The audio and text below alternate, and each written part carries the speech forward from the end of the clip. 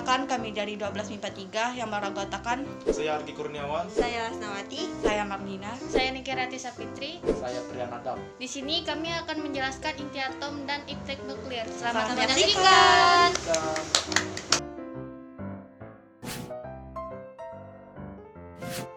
Karakteristik inti atom. Berdasarkan teori atom Bohr, sebuah atom tersusun atas elektron dan inti atom. Sebagian besar massa atom terpusat di inti atom. Pada perkembangan selanjutnya ditemukan bahwa inti atom terdapat atas muatan positif yang disebut proton dan muatan netral yang disebut neutron. Yang pertama, ada partikel penyusun inti atom. Inti atom tersusun atas proton dan neutron. Proton merupakan partikel bermuatan positif dengan muatan 1,6 kali 10 pangkat min 19C dan masanya 1,672614 kali 10 pangkat min 27 kg. Neutron merupakan partikel yang tidak bermuatan dan bermasa 1,6749286 kali 10 pangkat min 27 kg. Di luar inti atom terdapat kulit yang terdiri atas elektron. Elektron bermuatan 1,6 kali 10 pangkat min C dan bermasa 9,10953 kali 10 pangkat min 31 kg. Yang kedua, simbol unsur. Dalam tabel periodik, atom suatu unsur secara umum dilambangkan sebagai berikut. Dengan keterangan X sama dengan nama unsur, Z sama dengan nomor atom, A sama dengan nomor massa, dan N sampai Z adalah jumlah neutron. Nomor atom suatu unsur Z menyatakan jumlah proton dalam atom. Pada atom netral, Z juga menyatakan jumlah elektron dalam atom. Nilai A sampai Z menyatakan jumlah neutron dalam atom. Dengan demikian, jumlah proton dan neutron adalah Z ditambah A dikurang Z sama dengan A.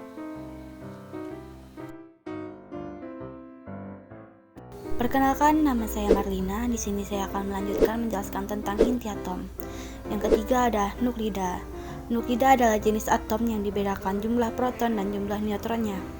Yang pertama ada nuklida berdasarkan nomor atom, nomor massa, dan jumlah neutronnya. Ditinjau dari nomor atom, nomor massa, dan jumlah neutronnya, atom dikelompokkan dalam 3 kelompok, yaitu yang pertama ada isotop. Isotop yaitu unsur-unsur yang memiliki nomor atom sama tetapi memiliki nomor massa yang berbeda. Yang kedua ada isobar. Isobar yaitu unsur-unsur yang memiliki nomor massa yang sama tetapi memiliki nomor atom yang berbeda. Yang ketiga ada isoton. Isoton yaitu unsur-unsur yang memiliki jumlah neutron A sampai Z sama tetapi memiliki nomor atom berbeda. Yang kedua ada nuklida berdasarkan jumlah proton dan neutron. Ditinjau dari jumlah proton dan neutronnya, nuklida dikelompokkan ke 4 jenis, yaitu yang pertama ada nuklida gelap-gelap, yaitu nuklida yang memiliki Z genap dan N genap. Yang kedua ada nuklida gelap gasal, yaitu nuklida yang memiliki Z genap dan N gasal. Yang ketiga ada nuklida gasal genap, yaitu nuklida yang memiliki Z gasal dan N genap. Yang keempat ada nuklida gasal-gasal, yaitu nuklida yang memiliki Z gasal dan N gasal. Selanjutnya yang keempat, gaya dan kestabilan inti. Berdasarkan hukum Coulomb, dua muatan sejenis pada jarak yang sangat dekat akan tolak-menolak dengan gaya elektrostatik yang kuat. Namun, proton pada inti atom tidak mengalami demikian. Muatan-muatan itu tetap berada dalam inti dan tidak saling menjauh. Ini berarti ada gaya lain yang menyeimbangkan gaya elektrostatik sehingga inti dalam keadaan stabil. Gaya yang mengakibatkan proton dan neutron tetap berada dalam inti disebut gaya inti. Gaya inti. Gaya inti merupakan gaya tarik-menarik antar nukleon, berbeda dengan gaya elektrostatik atau gaya gravitasi. Gaya ini tidak mematuhi hukum kebalikan kuadrat. Jarak yang bekerja dalam keadaan jangkauan pendek ketika jarak antar nukleonnya cukup dekat Gaya inti sangat kuat sehingga mampu menyeimbangi gaya elektrostatik. Tidak setiap gabungan proton dan neutron membentuk inti atom yang stabil atau menetap. Perkenalkan, saya Niken Rati Sapitri. Di sini saya akan melanjutkan menjelaskan inti atom. 5. Stabilitas inti atom ditentukan oleh perbandingan antara jumlah proton dan neutron.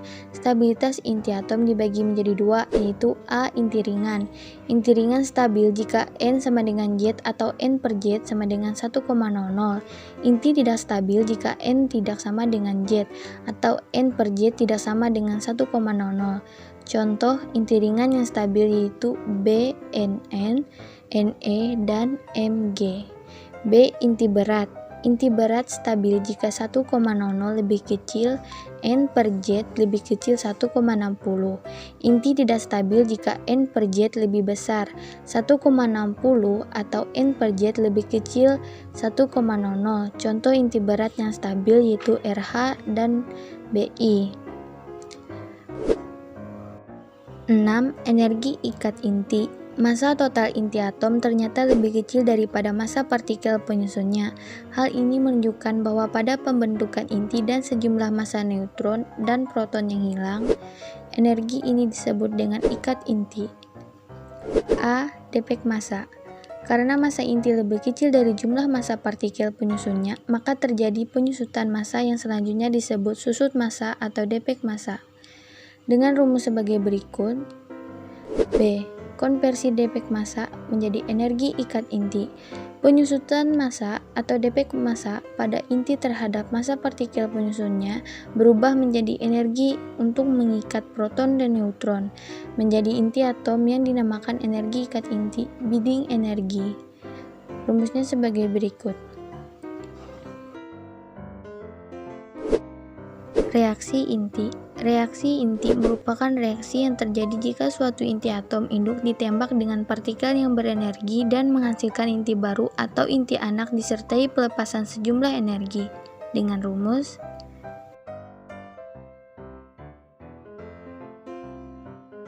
inti atom terdiri atas dua macam, yaitu reaksi fusi dan reaksi fisi. Yang pertama ada reaksi fusi. Reaksi fusi merupakan penggabungan beberapa inti ringan menjadi inti yang lebih berat yang disertai pemancaran energi, hanya dapat terjadi dalam keadaan suhu yang sangat tinggi, yaitu sekitar 108 derajat Celcius. Contoh reaksi fusi adalah penggabungan inti H2 dan H2O menghasilkan 2He3 dan neutron reaksinya sebagai berikut.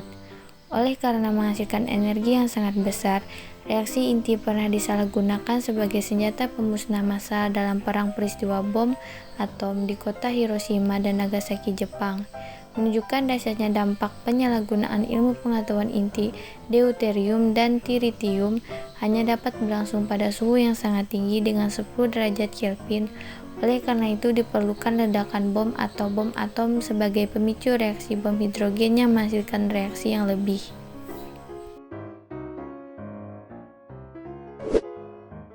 Reaksi fisi adalah reaksi pembelahan atom berat menjadi inti atom baru yang lebih ringan dan disertai dengan pelepasan energi. Reaksi fisi dapat dilakukan dengan membagi inti berat dalam partikel-partikel elementer, seperti neuron, partikel alfa, neutron, atau sinar gamma.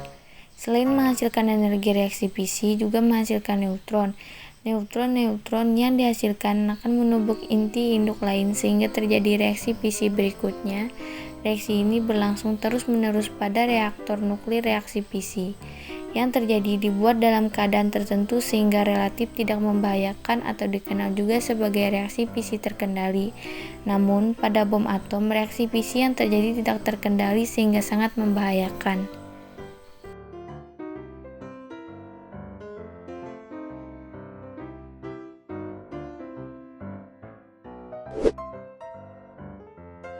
Rian Adam. Jenis-jenis aplikasi iptek nuklir di bidang energi dibagi menjadi dua, yaitu reaktor nuklir AC dan reaktor nuklir fusi. Reaktor nuklir fisi. Semua PLTN komersial yang ada di dunia menggunakan reaksi nuklir fisi. Reaktor jenis ini menggunakan bahan bakar nuklir uranium dan akan menghasilkan plutonium. Reaktor fisi dapat dibagi menjadi dua, yaitu reaktor termal lambat bahan fisik seperti uranium 235, plutonium 23 gram, plutonium 241, dan uranium 238. Reaktor cepat menggunakan neutron cepat untuk menghasilkan fisi dalam bahan bakar reaktor nuklir untuk tetap menjaga agar reaksi nuklir berandal tetap berjalan, maka diperlukan bahan bakar yang mempunyai bahan belah fissile material kandungan uranium 235 yang lebih tinggi, lebih dari 20%.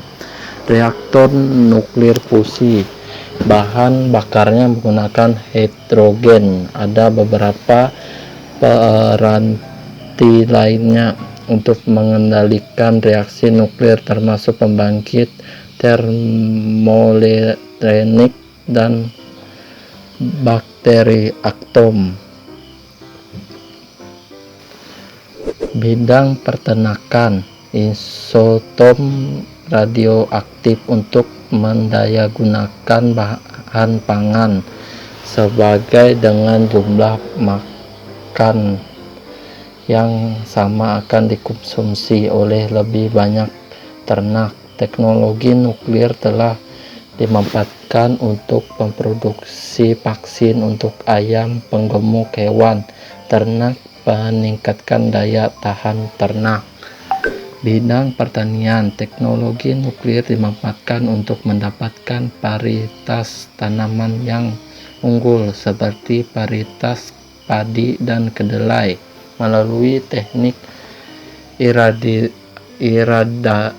iradiasi, pengurangan penggunaan pupuk buton, pendayagunakan dan meningkatkan produk lahan dan pengendalian hama tanaman. Bidang kedokteran, teknologi nuklir dimanfaatkan untuk kesehatan, baik untuk diagnosa maupun pengobatan terapi. Pemeriksaan medis dengan menggunakan pesawat gamma, kamera, termograf, protonimpe berguna untuk diagnosis fungsi ginjal. Pesawat sinar X prototipe yang digunakan sebagai diagnosis anatomi organ tubuh, dan masih banyak lagi. Hai, saya Lasnawati. Di sini saya akan melanjutkan aplikasi iptek nuklir. Bidang biologis radioisotop dapat digunakan untuk mempelajari mekanisme reaksi fotosintesis. Bidang pangan, iridasi makanan adalah proses memaparkan makanan dengan radiasi pengion yang ditunjukkan untuk menghancurkan mikroorganisme, bakteri, virus, atau serangga. Jenis radiasi yang digunakan adalah sinar gamma, sinar X, dan elektron yang dikeluarkan oleh pemercepat elektron. Bidang arkeologi menentukan umur fosil dengan C14 radioisotop memiliki peran yang masih sulit digantikan oleh metode lain. Bidang hidrologi, yang pertama, untuk menguji kecepatan aliran sungai atau lumpur. Yang kedua, mendeteksi kebocoran pada pipa bawah tanah. Bidang pertambangan, pada pertambangan minyak bumi, radioisotop membantu menarik jejak-jejak air di dalam lapisan batuan. Bidang industri, sterilisasi, pengujian kualitas bahan, konstruksi, dan banyak lagi.